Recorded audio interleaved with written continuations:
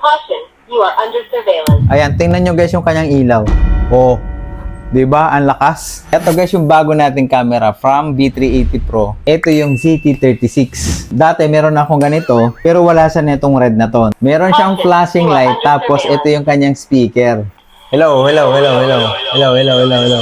Pag nakatuwi ko, lumiilaw din to. Ayan, so bali ganyan yung display niya, no? Kagandahan nito guys, kasi ito naiikot siya. Ito, naiikot din siya. Ito, naiikot din siya. Hanggang sa likod, 180 degrees. Ito, hindi ko lang sigurado kung para saan to. Kasi nung tinakpan ko to, gumagana pa rin yung motion detection niya. Ito yung gumagana, umiikot siya. Sinusundan ako kanina, no? Ang isang natuwa lang ako dito, kasi dati, yung isang ganito ko, mano-mano lang siya iniikot. Ito, o pwede mo na siya makontrol dito sa app. Halimbawa ito, pipiliin mo lang to, makokontrol mo na siya. Ayan.